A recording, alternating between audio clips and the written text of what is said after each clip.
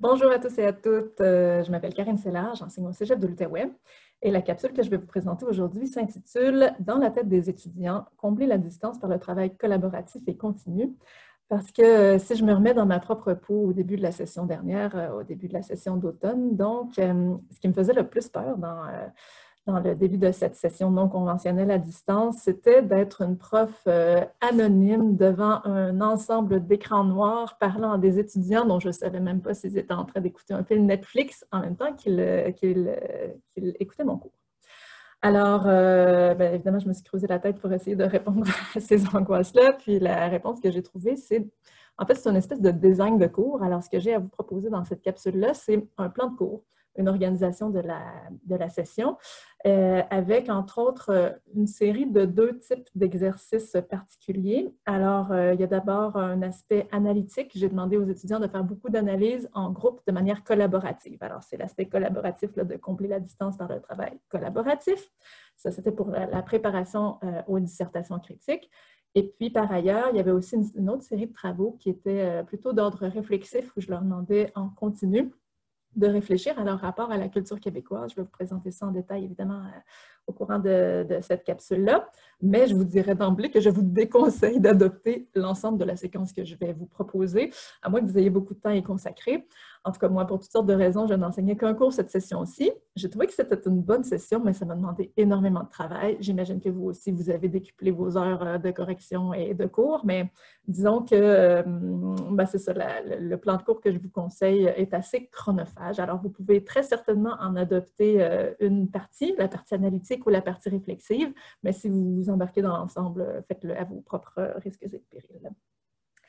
Évidemment, je vais prendre les précautions d'usage. Tout ça était expérimental. C'était la première fois que je faisais une session entière à distance au Cégep, tout comme vous. Donc, évidemment, tout ce que je vous présente est perfectible. Je vous offre mon matériel, vous en faites ce que vous voulez. Évidemment, vous pouvez vous l'approprier, le modifier, le perfectionner. En fait, ce sont des premières versions qui s'appuient souvent sur des travaux de collègues que je remercie. S'ils écoutent cette capsule-là, il y a des proches qui m'ont fourni du matériel que j'ai adapté, moi aussi, que j'ai bricolé pour en faire un matériau pour le travail à distance. Faites la même chose si ça peut vous être utile. Donc, la raison pour laquelle, en fait, je me lance dans cette capsule-là, c'est que j'ai consulté les étudiants, évidemment, à la fin de la session. Puis, à ma plus grande surprise, je pense que ce sont les meilleurs commentaires d'étudiants que j'ai reçus au Cégep en carrière. J'avais très peur avant de commencer cette session-ci, puis je trouve que ça s'est bien passé malgré tout. Les commentaires des étudiants étaient positifs. Bon, je ne pense pas qu'il y a uniquement le design du cours qui en est la cause. Je pense que l'attitude que j'ai adoptée leur a permis de souffler un peu. Moi-même, j'étais environnée de gens qui vivaient pas toujours très bien la charge de travail liée à la pandémie. Alors, j'ai été très souple entre autres les dates de remise des travaux. Il y a des étudiants qui m'ont remis des travaux 2 ou 3 jours en retard. Il y en a qui m'en ont remis peut-être une semaine ou 2 en retard. J'ai eu des étudiants qui ont pleuré, vous aussi sans doute, là, dans des capsules qu'ils m'envoyaient. J'ai été assez souple avec eux, mais j'ai eu le plaisir de voir qu'ils avaient terminé leur session. En général, ils avaient remis des bons travaux. Donc, je pense qu'ils ont apprécié cette dimension-là, dans le fond, l'humanité des rapports où on leur laissait l'occasion de vivre cette nouvelle charge de travail à leur propre rythme. Et puis, c'est quelque chose que j'essayais aussi de penser dans mon propre cours, donc de laisser du temps qui était pas, en fait, pour travailler, pour réfléchir hors des heures de cours, hors des heures d'écran. J'ai essayé de ménager finalement des plages un petit peu moins conventionnelles, des travaux qui pouvaient se réaliser à différentes périodes de la journée, puis qui pouvaient s'organiser de manière plus autonome dans la gestion du temps. J'ai constaté dans les commentaires des étudiants que ça avait été apprécié. Alors, pour que vous compreniez un petit peu le contexte, les conditions générales dans lesquelles j'ai donné ce cours, c'était un cours de 103. Donc avec des étudiants plus matures qui avaient une certaine expérience du cégep et qui souvent se connaissaient déjà, ceux qui étaient dans le même programme se connaissaient déjà. Puis j'ai vu dans les travaux collaboratifs que ça faisait une grosse différence parce qu'ils discutaient à caméra ouverte quand ils se connaissaient, quand ils avaient eu l'occasion de créer des liens avant la pandémie. Ça favorisait beaucoup les échanges. Alors, ce n'est pas nécessairement un design que je recommanderais pour un cours de renforcement en français de première session avec des étudiants qui sont peut-être un peu moins assidus. mais très certainement pour des étudiants d'art, lettres et communication ou pour des étudiants de deuxième année. Moi, en tout cas, il y a des éléments de ce type de plan de cours-là que je vais retenir même une fois qu'on sera de retour en classe. Voilà. Il y a une dimension technique, évidemment, qui va un petit peu avec ces choix-là. Pas pour tous les types de travaux, mais pour les travaux collaboratifs. Moi, j'avais choisi une plateforme Teams qui m'a très bien servi. En fait, j'ai plutôt aimé ça. Mais c'est quelque chose qui pourrait aussi être fait sur Google Drive ou sur OneDrive. Mais en tout cas, pour travailler de manière collaborative, comme je vais le montrer tout à l'heure, il faut que les étudiants puissent avoir accès aux mêmes documents. Donc, il faut qu'il y ait un Drive d'une manière ou d'une autre. Et puis aussi, juste pour votre information personnelle, moi, j'ai fait faire tous les travaux à la maison sans les surveiller, sans les regarder rédiger. J'ai décidé de lâcher prise là-dessus, puis je m'en suis félicitée. Je ne pense pas qu'il y ait eu de... Évidemment, ça a peut-être été corrigé par des mamans, des amis, etc. Mais pour la dimension intellectuelle, là, pour la réflexion, je n'ai pas eu l'impression qu'il y avait de plagiat tant que ça. Voilà. Donc, je vais peut-être me répéter un petit peu, mais je vous ai dit que ma principale crainte, c'était l'abrutissement tant des étudiants que du professeur que je suis dans cette session en ligne et à distance. Alors, pédagogiquement, j'ai essayé de varier les formats de mes interventions dans ce cours-là. Vous allez voir, je vais vous projeter le plan de cours tout à l'heure, mais il y avait donc des séances théoriques qui étaient des PowerPoint commentés que les étudiants devaient regarder avant le cours. Donc, c'est un travail préalable, ce qui me permettait de raccourcir les séances Zoom aux heures régulières. Donc ça, je pense que ça nous a aidé à garder la concentration pendant qu'on travaillait ensemble. Il y avait du Zoom synchrone à chaque séance, on se voyait, mais dans des configurations assez variables. Parfois, c'était bref, parfois, c'était 2 heures de cours synchrone. Mais donc, il y avait des PowerPoint à regarder. Il y a eu pas mal de travail d'équipe, dont je vais vous parler plus en détail. Il y a pas mal de travail individuel à la fin de la session. Alors, plusieurs cours ont duré 15 ou 20 minutes à la fin de la session parce que les étudiants devaient travailler de manière autonome. Ça aussi, j'ai beaucoup aimé ce rythme variable au courant de la session. Puis, dans les commentaires, il y a plusieurs étudiants qui m'ont dit que le cours leur permettait de respirer puis de souffler. Puis je pense que c'est attribuable, dans le fond, à cette configuration-là en partie. Donc, il y avait ça, un travail sur le rythme du cours, mais essentiellement, je pense que ce qui a le plus changé par rapport à la manière dont j'enseignais l'année passée, par exemple, c'est une décentralisation des travaux d'analyse. Donc, moi, j'ai l'habitude de faire plus de travaux moi-même en présence des étudiants en grands groupes. Là, j'ai vraiment décentralisé. Je les ai fait travailler dans des groupes de 4 ou de 5 qui étaient hors de ma vue, là, hors de ma portée. Moi, je circulais dans les petits sous-groupes, mais le travail était laissé à leur pleine responsabilité.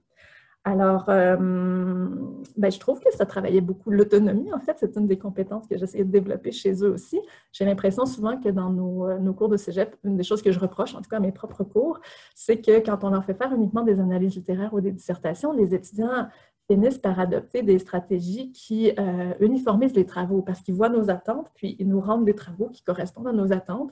Quand c'est nous qui formulons les consignes, ça donne des travaux qui se ressemblent. Donc, il y a un certain conformisme intellectuel, je trouve, qui se dégage du type de travaux qu'on leur fait faire session après session. Alors là, j'ai essayé de les faire analyser de manière autonome. Ils ont aussi choisi leur sujet de dissertation, ce que j'ai beaucoup aimé. C'était notamment au niveau de la correction, beaucoup plus diversifié que dans certaines autres de mes années de correction. Puis ça faisait du bien, franchement, de ne pas relire le même texte 100 fois.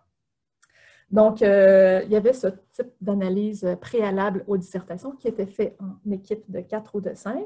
Puis, il y avait aussi, comme je vous l'ai dit, une dimension réflexive, donc une espèce de portfolio qui les accompagnait pendant toute la session, qui était fait individuellement, évidemment, à la maison, puis qui développait un autre type de réflexion, donc sur leur propre rapport personnel à la culture québécoise, puisque c'est un cours de français 103, il y a quelque chose d'immédiat dans le type de lecture, puis le type, c'est ça, de rapport à la culture. Je voulais qu'ils réfléchissent à leur propre regard sur leur culture d'appartenance, puis aux productions culturelles québécoises qu'ils avaient l'habitude eux-mêmes de fréquenter. Donc, c'est une dimension plus personnelle, plus citoyenne peut-être, ou voire existentielle, ça dépend des étudiants, mais qui pouvait rendre le cours peut-être un peu moins scolaire, plus personnel. Puis moi, de mon côté, ça me permettait d'avoir un accès à une part de ces individus-là qui reste cachée, même quand on est en présence physique. Dans le fond, on compensait la fréquentation directe par un accès à des réflexions que je ne leur demande pas en général de formuler. Alors, ce portfolio-là remplissait une autre demande complètement. Alors, je vais maintenant vous montrer mon plan de cours en le commentant, évidemment. Donc, c'était un plan de cours de 103 à l'automne, etc. Pour que vous vous retrouviez un peu mieux, j'avais mis 3 livres à l'étude. La femme qui fuit d'Anaïs Barbeau-Lavalette, À toi pour toujours ta Marie-Lou de Tremblay. Et puis, il devait choisir une œuvre supplémentaire dans une liste de 7 ou 8 titres, quelques œuvres plus anciennes, Maria Chapdelaine et Bonheur d'occasion, et un plus grand choix d'œuvres contemporaines qu'ils devaient lire par eux-mêmes. Ça n'a pas tous été un succès équivalent. Je dirais que, par exemple, Putain de Nelly Arcan, c'était trop difficile pour être lu de manière individuelle par plusieurs des étudiants qui l'ont choisi. Mais généralement, j'étais assez satisfaite de cette liste-là. Je ferai des modifications quand même. Mais on va surtout parler des évaluations que je vais vous présenter. Donc, évidemment, je leur ai fait faire des dissertations critiques. J'ai suivi le plan cadre de mon institution et les demandes ministérielles. Mais ce que je vais vous présenter, donc, c'est une série de travaux analytiques en équipe que j'ai mis en jaune pour que vous vous y retrouviez plus facilement. Donc, pour chaque œuvre, La femme qui fuit, À toi pour toujours ta Marie-Lou et leur œuvre personnelle, ils devaient remplir une série de fiches que je vous présenterai tout à l'heure. Donc, ça valait 4 % de la session chacune, mais pour chaque œuvre, en fait, il y avait 3 fiches à remplir. Je voudrais que ça soit clair quand même. Donc, pour La femme qui fuit, il y avait 3 fiches à remplir en équipe. Pour À toi pour toujours, ta Marie-Lou, 3 fiches, avec vraiment la même structure. Donc, ils s'habituaient à la méthodologie pendant ces 2 œuvres qu'ils analysaient à 4 ou à 5. Et puis, à la fin, pour leur œuvre au choix, ils avaient une seule fiche qui rassemblait la plupart des catégories analytiques qu'ils avaient explorées dans les autres œuvres et ils effectuaient l'analyse individuellement et en rendaient compte de manière orale, dans un petit exposé oral préenregistré, qu'une équipe de 7 ou 8 étudiants écoutait ensuite à la fin de la session. Puis donc ça c'est un travail préparatoire aux dissertations critiques qu'ils devaient réaliser individuellement à la maison. Ensuite, la part plus réflexive du travail se présentait sous forme de portfolio. Alors, c'est ce que je vous ai mis en rose dans la 2e page. Il y avait d'abord un portrait initial. Alors, je vous présenterai le petit formulaire tout à l'heure, mais je leur demande essentiellement de faire une liste des productions québécoises qu'ils fréquentent, qu'ils connaissent, pour réfléchir un peu à ce que c'est que la culture québécoise pour eux avant le cours, au départ. Ensuite, pendant toute la durée du cours, je voulais qu'ils prennent des notes dans un type de carnet auquel j'avais accès pour pouvoir un petit peu mesurer le travail qui était accompli par chaque individu, parce qu'évidemment, on ne les voit pas, ces étudiants-là. Il y en a plusieurs qui n'ont pas allumé leur caméra de la session. Alors moi, j'avais accès directement à leur prise de notes. Je pouvais voir un petit peu comment ils progressaient, puis faire l'espionne incognito. Ils devaient donc prendre des notes aussi sur les exposés des autres étudiants. C'était une manière de contrôler aussi leur travail, de voir s'ils l'avaient bel et bien écouté. Et à la fin, il y avait un portrait synthèse qui est un travail miroir par rapport au portrait initial, mais au terme de la session, dans le fond, est-ce que leur rapport à la culture québécoise avait changé et qu'est-ce qu'ils avaient retenu de ce cours? Je vais vous représenter ça tout à l'heure de manière un petit peu plus détaillée avec un exemple de consigne. Donc, j'ai un calendrier assez détaillé, mais donc, grosso modo, vous voyez qu'à chaque séance, il y a un aspect synchrone qui est en rouge. Et puis, parfois, comme dans le cours 2, par exemple, il y avait une séance théorique à écouter en asynchrone. Et ça, donc, il y avait peut-être 5 ou 6 PowerPoint commentés d'une vingtaine de minutes chacun qui devaient prendre des notes dans leur carnet de notes que je vérifiais. Puis, ça valait peut-être, je dirais, 1% de la session. Au final, chaque prise de notes de PowerPoint, mais ça nous permettait d'attaquer directement le contenu lorsqu'on se voyait en synchrone dans des séances qui étaient raccourcies, donc peut-être d'1h30 maximum. Et ce que j'ai mis en jaune ici, FF1 pour Femmes qui fuient 1, c'est le premier des 3 questionnaires qu'ils devaient remplir en équipe. Je vais vous montrer tout à l'heure ce que ça donne dans Teams, mais dans le fond, ce sont des canaux de Teams. Donc, ce sont des canaux qui regroupent 4 ou 5 personnes qui ont accès à un document et qui peuvent le modifier. Donc, j'ai fait pour chaque œuvre 3 questionnaires qui correspondent un petit peu aussi à leur avancement dans la lecture. Donc ça, j'ai bien aimé ça. Dans le premier formulaire, FF1 pour Femmes qui fuient 1, c'était une démarche exploratoire puisque les étudiants venaient de se procurer le livre, ils l'avaient entre les mains, mais n'avaient pas commencé à le lire. Alors, je leur demandais d'abord de faire des prédictions par rapport au titre puis à la page couverture, qu'est-ce qu'ils s'attendaient à lire pour que l'imaginaire se mette un peu en branle. Ensuite, ils pouvaient faire des recherches sur l'autrice, sur Anaïs Barbeau-Lavalette dans ce cas-là, sur Internet, trouver des éléments qui vous permettent d'éclairer sa démarche artistique. Donc, ils étaient à 3 ou à 4, ils discutaient, ils notaient quelques éléments de son œuvre, d'autres productions artistiques, des éléments qui pouvaient être significatifs pour interpréter l'œuvre qu'ils s'apprêtaient à lire. Ensuite, qu'est-ce que je leur demandais d'autre? Ah oui, d'examiner la forme. Ça aussi, j'ai trouvé ça intéressant d'examiner la forme avant même la lecture. Donc, y a-t-il des exergues, des citations de qui? Pourquoi, d'après vous, est-ce qu'elle met en évidence ces paroles? Comment les chapitres sont-ils structurés? Ah, c'est chronologique. De quelle année à quelle année on va? Est-ce que c'est en ordre? Est-ce qu'il y a des flashbacks, etc.? Donc, ils observent la forme avant même d'avoir lu. Puis ensuite, quand ils lisent, ils gardent ça en tête. Puis, ils peuvent réinterpréter à la fin la forme de l'œuvre pour lui donner un sens. Donc, ça nous permet de commencer, dans le fond, à observer l'œuvre avant de l'avoir parcourue, parce que ça prend quand même un certain temps, évidemment. Donc, dans les semaines suivantes, la semaine suivante, alors qu'ils étaient en train de lire le roman, on a fait des exercices de méthodologie à partir de chansons pour aborder un peu la dissertation critique. Et puis ensuite, donc, ils avaient d'autres cours théoriques, mais aussi d'autres formulaires à remplir. Alors, 2 autres formulaires, le deuxième sur les personnages, vraiment un réseau de personnages sur lesquels ils devaient qualifier et sur lesquels ils devaient faire des recherches. Donc ça, c'est FF2, arbre généalogique plus fiche d'identité des personnages. Et FF3, thématique, structure de l'œuvre, caractéristiques stylistiques, etc. Donc, autre considération. Donc, pendant chaque cours qui était un peu plus bref, ils travaillaient en équipe. On se parle 10-15 minutes au départ. Je les laisse travailler en équipe. Moi, je circule dans les équipes.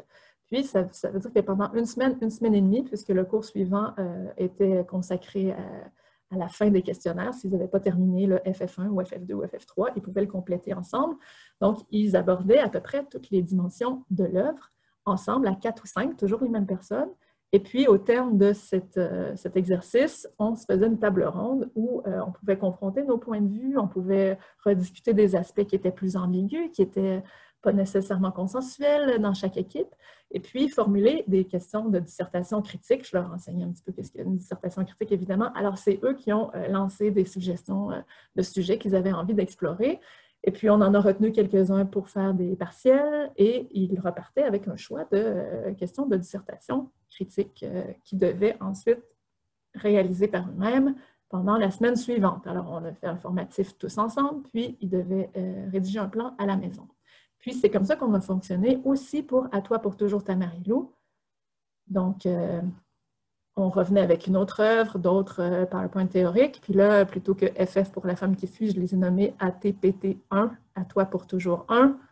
Et puis un petit peu plus tard, vous avez à toi pour toujours 2 et à toi pour toujours 3, dans la même structure, c'est-à-dire d'abord prédiction, recherche sur l'auteur, ensuite travail sur les personnages, et enfin travail sur les thématiques, la forme, les enjeux du récit de manière plus générale. Et puis donc, à la fin, toute fin de la session, il y avait aussi, sur l'œuvre 3, qu'ils avaient choisie dans une liste de 7 ou 8 œuvres, rappelez-vous, une fiche très semblable qu'ils devaient faire par eux-mêmes. Alors, ils commençaient à remplir le questionnaire. Ensuite, je les mettais en lien avec les autres personnes qui analysaient la même œuvre, et ils pouvaient avoir quelques échanges ensemble, mais ils me remettaient ça de manière complètement individuelle. Alors, ils étaient plus libres de leur temps à la fin de la session. Ils travaillaient plus individuellement. Alors, je vais vous montrer un exemple de fiche. Alors, allons-y pour la fiche 2 sur les personnages avec à toi pour toujours ta Marie-Lou. Alors, ça vous permet de voir aussi un petit peu comment j'ai essayé de m'en tirer avec la correction parce que ça fait quand même pas mal de travaux, là. Alors, je me suis fait une petite grille de correction qualitative. J'ai corrigé les fautes d'orthographe directement dans les travaux. Je corrigeais ça en couleur. Là. Moi, j'écrivais en rouge, disons, plutôt qu'en noir. Et puis, à la fin, je portais un jugement qualitatif. Est-ce que le travail, par exemple, est accompli sérieusement, il y a une bonne analyse, une bonne recherche, une bonne analyse, c'est cohérent, il y a quelques erreurs linguistiques, mais c'est pas trop lourd. Alors, on y va pour un 7 sur 10. Donc, ça donnait quelque chose comme ça. Alors, j'ai corrigé la langue, mais je n'ai pas compté le nombre d'erreurs, je n'ai pas fait de règle de 3, j'ai gardé ça simple. C'était des petits exercices, il y avait 3 formulaires qui valaient 4% de la session. Il n'y a personne qui s'est plaint, ça s'est très bien passé pour la correction. Donc, par exemple, pour les personnages, je leur faisais une liste de personnages de la femme qui fuit. Suzanne Meloche, notre personnage principal. Alors, d'autres personnages qui gravitent autour d'elle, Paul-Émile Bordua, Achille Meloche, Anaïs Barbeau-Lavalette, Marcel Barbeau, Manon Barbeau, Claude Gauvreau, etc. Puis là, ils devaient me faire un arbre généalogique, qui est le parent de qui est l'enfant de qui est un collègue et ami, qui est un amant et mentor. Donc, ils mettaient ça sur une feuille brouillon qu'ils photographiaient, qu'ils collaient dans leur petit formulaire ici. Moi, j'y avais accès très facilement. Et puis ensuite, pour chacun des personnages, ils devaient me faire une fiche qui qualifiait. Donc là, c'était un exercice à la fois de discernement, de vocabulaire aussi sur les personnages. Comment décrire, disons, le personnage d'Anaïs Barbeau-Lavalette qui est représenté dans le roman. Alors, ils devaient faire une recherche sur Internet, trouver une photographie d'Anaïs Barbeau-Lavalette, une image d'un de ses films ou la page couverture d'une autre de ses œuvres. Donc, dans le roman, le personnage fictif, 3 qualificatifs qui rendent bien compte de sa personnalité ou de son rôle actentiel. Donc, je ne sais pas, il y a des étudiants qui m'ont dit qu'elle était protectrice envers sa mère, par exemple. Puis là, dans une parenthèse, ils devaient énumérer quelques épisodes auxquels ils faisaient référence, qui leur faisaient penser que ce personnage était peut-être relativement ouvert, intrigué par sa grand-mère, prêt à remettre en question son opinion de départ. Puis donc, dans la parenthèse, il devait faire référence à des éléments précis. Alors, c'est un travail, évidemment, qui remplace un test de lecture parce que ça vérifie que les personnes qui y contribuent ont bien lu l'œuvre. Et puis, donc, les discussions aussi entre eux sont très intéressantes là, quand on fait le tour des équipes puis qui ne se sont pas encore rendus compte qu'on est là. C'est assez fascinant de voir les débats, en fait, sur le choix des qualificatifs, le choix des exemples. Puis, il y a eu de très belles fiches. C'est sûr que, surtout dans ce roman-là, alors que ça porte à faire des recherches, parce que donc, il devait qualifier le personnage d'Anaïs Barbeau-Lavalette, le personnage fictif du roman, mais aussi dans la vie, comment peut-on qualifier une telle artiste? Alors là, il doit faire des recherches en ligne, que ce soit sur Anaïs Barbeau-Lavalette, sur Manon Barbeau, sur Paul-Émile Bordua. Ils voient des œuvres, ils en choisissent une pour les images, puis ensuite, ils doivent qualifier leur œuvre. Donc, c'est une artiste pluridisciplinaire, c'est une artiste engagée. Expliquer pourquoi dans une parenthèse. J'ai trouvé que ça, dans le fond, c'est un type de travail assez actif. Donc, ils devaient faire des recherches. D'après moi, ils ont retenu beaucoup plus de choses sur cette œuvre-là que si c'est moi qui avais présenté l'autrice, par exemple. Puis c'est aussi une démarche d'analyse qui a porté ses fruits. À la fin, j'avais l'impression qu'ils savaient comment interroger une œuvre, quelles questions se poser. Donc, j'ai bien aimé, en fait, corriger ces petits formulaires-là aussi, c'était intéressant. Et puis, puisque c'est un travail d'équipe, on en corrige 7 ou 8 plutôt que 37. Ça va plus rapidement, mais il y en a 3 par œuvre. Alors, disons que c'est peut-être équivalent à un bon test de lecture, mais ça peut être étalé sur 3 semaines comme type de travail. Si ça vous intéresse, vous irez voir les autres questionnaires. Je ne vais pas tous les montrer, mais il y en avait donc 3 par œuvre, comme je vous l'ai dit, et je vais les laisser en référence. Ce que je voulais vous montrer aussi en partageant mon écran, c'était rapidement l'équipe Teams, de quoi ça pouvait avoir l'air. Alors, si vous avez déjà travaillé avec Teams, vous savez que quand vous créez une équipe qui correspond à un groupe, par exemple, vous avez uniquement un canal général. Alors, dans ce canal général, vous pouvez communiquer avec tous vos étudiants à la fois, avec une conversation, vous faites vos annonces, vous discutez, etc. Puis, dans la section fichiers, là, vous avez les références que vous leur laissez. Et puis, ce sont des documents en lecture seule. Alors, vous pouvez déposer, par exemple, vos PowerPoint commentés dans un dossier. J'ai fait un dossier par œuvre pour vous montrer un peu de quoi ça avait l'air, puis un dossier méthodologie, par exemple. Et donc, tout ça, c'est à la disposition des étudiants. C'est la documentation dont ils ont besoin. Et puis ensuite, on crée ce qu'ils appellent des canaux. Alors, si on va dans Général, on pourrait créer un nouveau canal. Attendez ici. Ajouter un canal si on voulait ajouter une équipe. Mais sinon, tous ces canaux correspondent à des équipes de 4 ou 5 étudiants.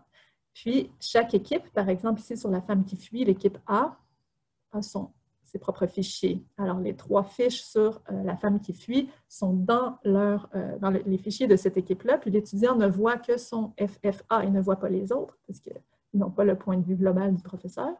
Et puis, quand ils vont dans la fiche personnage, par exemple, ce qui est intéressant, c'est que les 4 ou 5 membres de l'équipe peuvent modifier en même temps le document. Alors, ils discutent et puis ils se partagent la tâche de rédaction, ce qui est différent d'un travail en équipe en classe. Alors, en classe, vous allez avoir typiquement une personne qui est la secrétaire et qui fait les 3 quarts du travail parce qu'elle note tout et corrige, etc. Puis les 3 autres qui peuvent contribuer ou se tourner les pouces. Mais là, tout le monde doit écrire à la fois. Donc, s'ils font leurs prédictions, ils écrivent 4 ou 5 en même temps, puis ils voient les phrases des autres s'afficher à l'écran. Alors, ça permet un vrai travail collaboratif. Moi, c'est quelque chose que j'ai envie que j'avais déjà expérimenté avant la pandémie, entre autres avec des groupes de lettres, puis ça avait vraiment donné des résultats fantastiques. Mais je réservais un laboratoire informatique, puis si tout le monde se met à le faire, ça va devenir vite impossible. Mais je pense qu'en leur demandant d'apporter un ordinateur portable, une tablette ou même un cellulaire, puisqu'on se rend bien compte que le quart de nos étudiants ont fait leur session sur un cellulaire la session dernière, ça peut quand même leur permettre de travailler de manière collaborative en classe. Donc, moi, c'est quelque chose que je vais retenir. J'ai bien aimé ça. Voilà. Et donc, vous avez des équipes pour « À toi pour toujours ta Marie-Lou », des équipes pour la femme qui fuit. On peut en créer pour des canaux pour les exposer, etc. Donc, c'est comme ça que j'ai travaillé avec Teams. Donc, ça, c'est pour le travail analytique. Mes craintes, disons, dans cette dimension du travail-là, puisque je n'avais pas vraiment l'habitude de leur confier le travail d'analyse comme ça en équipe, c'était que le contenu du cours en soit appauvri, que les étudiants aient une vue d'ensemble moins solide, puis que le cours soit moins valable, en fait, au bout du compte. Puis, je n'ai pas eu l'impression que c'était le cas. C'est sûr que j'ai eu des fiches qui étaient vraiment exceptionnelles. Là, il y a des étudiants qui se sont beaucoup engagés là-dedans, qui ont... à la mesure de leur engagement général et de leur talent, là, mais il y en a qui ont mis beaucoup d'énergie là-dedans et qui ont produit des travaux qui étaient franchement admirables. Il y avait aussi des travaux moyens. Il n'y a eu aucun travail médiocre. Donc, il n'y a eu aucune équipe de 4 où il n'y avait pas au moins 1 ou 2 personnes qui ont pris ça suffisamment au sérieux pour que ça donne un résultat correct. Donc, tout le monde avait accès à une fiche qui était relativement complète. Et j'ai trouvé aussi que les dissertations finales étaient d'un bon niveau, en tout cas, qui n'étaient pas du tout inférieures à ce que j'ai l'habitude de corriger. Donc, à ce niveau-là, mes craintes n'ont pas été confirmées. Puis, c'est une méthode de travail à laquelle je reviendrai certainement donc, après la pandémie. L'autre élément que je vais vous montrer, donc, c'était, en revenant au plan de cours, l'aspect plus réflexif des portfolios. Alors, portfolio, si je reviens à mon calendrier, au départ de la première semaine, je leur demandais de faire ce premier travail qui était un portrait initial. Je vous en avais parlé tout à l'heure. Donc, je vais défiler le calendrier, puis ensuite, je passerai aux autres documents. Donc, il commençait par un portrait initial qui valait 2% de la session. C'est un petit texte d'une page à peu près. Ensuite, donc, ils faisaient leur carnet de notes de cours pendant toute la session. À chaque fois qu'il y avait un PowerPoint asynchrone, ils devaient prendre des notes là-dedans. Donc, moi, je les ai plutôt regardé à la fin de la session, mais ça aurait pu être fait en cours de session. Je pense que ça aurait sans doute été moins de travail à la fin de la session. Mais donc, ça, c'est un travail en continu. Ensuite, en rose, dans le fond, c'est ça. Dès que la partie théorique était terminée, je leur ai demandé de rendre définitivement la section carnet de notes de cours. Puis ça, je n'ai pas corrigé les fautes d'orthographe. C'est un carnet de notes. Là. Normalement, je n'aurais pas accès à leur petit cahier où ils prennent les notes pendant qu'ils écoutent mon cours. Alors, là aussi, j'ai lâché prise là-dessus. Ils devaient prendre des notes sur les exposés des autres qu'ils écoutaient et à la fin, me remettre un petit portrait final pour 3%. Alors, en tout et pour tout, les portfolios valaient 12% de la session. C'était un travail donc en continu. Si je vous montre un peu de quoi ça avait l'air, les consignes du portrait initial, puis vous pourrez aller voir les autres si ça vous intéresse, je les laisserai aussi en référence. Alors, c'est un petit document vraiment un petit peu plus personnel. Bon, je m'appelle. La culture québécoise, pour moi, c'est... Alors là, je leur demandais un brainstorming, dans le fond, qu'est-ce qu'ils écoutent comme groupe québécois? Est-ce qu'ils regardent la télévision québécoise? Est-ce qu'ils ont lu des livres québécois? Est-ce qu'ils ont vu des documentaires, des films, etc.? Et puis, si la culture, pour eux, c'est pas... Dans le fond, il y en a plusieurs là, qui m'ont parlé de la poutine, qui m'ont parlé de la cabane à sucre, qui m'ont parlé de la langue. Alors, il y a aussi la dimension anthropologique quand même qu'il ne faut pas négliger, mais je leur demandais d'abord des productions culturelles et si rien ne leur venait en tête, ils pouvaient aborder des comportements typiques qui, pour eux, faisaient partie de la culture québécoise. J'ai ajouté des sections là, que je n'avais pas demandé aux étudiants, mais je me suis dit que peut-être qu'il serait intéressant de faire le point sur leur connaissance préalable, entre autres sur l'histoire du Québec et du Canada. Ils ont plusieurs cours au secondaire et même au primaire sur l'histoire du Québec et du Canada. Alors, il me semble que c'est bien de les porter à réfléchir puis à faire le point sur ce qu'ils ont appris dans leur parcours antérieur. Et puis, à partir de ça, je leur demandais d'écrire un petit texte libre de 250 mots. Quel est votre rapport à la culture québécoise? Il n'y a pas de bonne, pas de mauvaise réponse. C'est quoi pour vous? On veut savoir d'où on part, dans le fond. Et est-ce que cette perception de la culture québécoise est positive, négative ou neutre? Pourquoi? En une phrase. Voilà. Donc, ce que ça m'a permis, en fait, de faire, c'est d'avoir une vision plus subjective des élèves que j'avais devant moi, des élèves que je ne rencontrerai jamais. Puis, quand même, on constate que pour la majorité des étudiants, la culture québécoise, c'est beaucoup des humoristes. Alors, de lire des livres aussi déprimants, après, ça doit quand même être un petit choc pour eux. Donc, je trouve que ça nous permet de dialoguer d'une manière peut-être un peu plus juste par rapport à leurs attentes ou à leurs connaissances préalables. On voit aussi qu'il y a des étudiants qui ont une culture personnelle très développée, d'autres que non. Il y en a qui ont déjà lu plusieurs pièces de Tremblay. Il y en a qui n'ont jamais lu un livre québécois ou qui ne savent pas vraiment, qui ne sont pas attentifs non plus nécessairement à la nationalité des auteurs qu'ils ont lus. Donc, ça donne des résultats intéressants. C'est très peu de textes admirables, mais ce n'est pas vraiment non plus le but de l'exercice. L'idée, c'est de mettre en branle un regard sur sa culture, de se dire, pendant la session, si vous écoutez la télé, essayez de retrouver un petit peu des éléments semblables à ce dont on va parler, des éléments identitaires, des éléments de la culture, le rapport à la langue, etc., de rester attentif à ça, puis de le consigner dans votre carnet de notes. Je ne vous montre pas le carnet de notes non plus, Essence, mais c'est comme un espèce de petit agenda où je leur demandais de noter à peu près le nombre d'heures qu'ils mettaient sur ce cours, parce que justement, on n'avait pas nécessairement un cours de 2 heures ensemble 2 fois par semaine. Alors, ils devaient dire qu'ils avaient passé 30 minutes à regarder le PowerPoint commenté, qu'ils avaient lu 1h30, qu'ils avaient regardé des clips que je pouvais mettre sur l'introduction ou la conclusion d'une dissertation critique. Ce n'est pas des choses qu'on a fait ensemble. Là, dans le fond, j'avais tendance à penser que s'ils étaient rendus en 103, ils savaient comment faire une introduction, mais ce n'est pas nécessairement tout le monde qui le sait. Alors, j'ai mis du travail supplémentaire méthodologique pour ceux qui en avaient besoin. Ils consignaient ça dans leur carnet de notes, puis à la fin de la session, j'ai pu voir que, oh mon Dieu, telle étudiante a regardé un documentaire sur les luttes pour les droits civiques aux États-Unis à telle semaine parce qu'elle avait lu La femme qui fuit. Ou tel autre a regardé les capsules sur l'introduction et la conclusion, a pris des notes.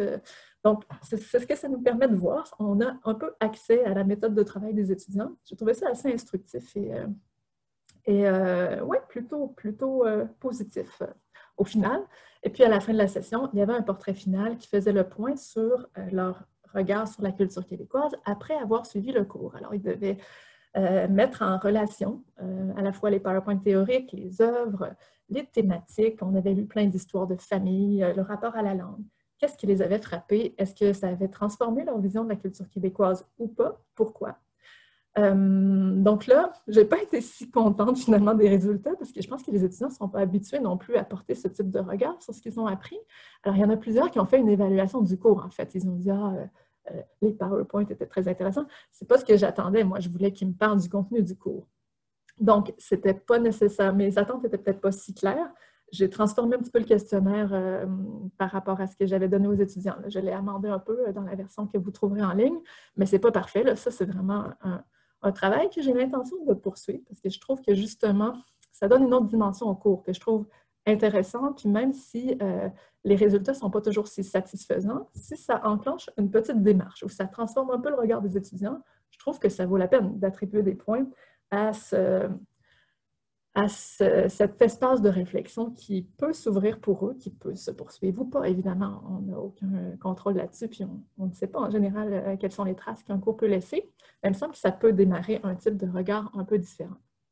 Et aussi, dans le fond, quand on enseigne le cours de français 103, les compétences que le ministère nous demande d'approfondir, ce sont des compétences de jugement, dans le fond. Il faut faire une dissertation critique. Donc, la prise de distance qu'on doit opérer là, pour avoir un regard critique, elle n'est pas toujours si évidente dans une dissertation. Est-ce que le sentiment de bonheur est le même chez tel personnage ou tel personnage? Pour moi, ce n'est pas nécessairement la marque d'un regard critique réel. Alors, j'ai toujours pensé qu'on aurait avantage à diversifier un petit peu les types de travaux qu'on leur fait faire, là, surtout en 103 quand ils ont acquis une certaine habitude des travaux analytiques. Donc ça, c'est une piste que je vais continuer à explorer. J'en avais plusieurs autres là, au début de la session que j'ai laissé tomber parce que je trouvais qu'en temps de pandémie, c'était un peu irresponsable de leur demander trop de travail ou de multiplier les consignes. Je trouvais déjà qu'il y avait beaucoup de consignes différentes dans ce cours-ci, mais les étudiants, ils ont été sérieux, ils ont été présents. Puis, dans l'ensemble, franchement, j'ai été vraiment assez contente de cette session. Je n'ai pas eu l'impression d'être un robot qui enseignait à un écran gris. Et j'ai l'impression qu'il s'est passé quelque chose entre nous, qu'il y a une vraie relation qui s'est nouée. Et même si c'était d'un ordre complètement différent, puisque ces étudiants-là, je ne les ai pas vus, je ne les ai pas vraiment fréquentés, j'ai eu l'impression d'avoir accès à un stade de leur évolution intellectuelle et d'avoir contribué un petit peu à cette autonomie et à cette maturité qui vient, franchement, en temps de pandémie, qui est nécessaire. C'est vraiment important d'être autonome puis de prendre en charge son propre apprentissage dans l'ère que nous vivons. Alors voilà, j'espère que ça aura pu vous inspirer un peu.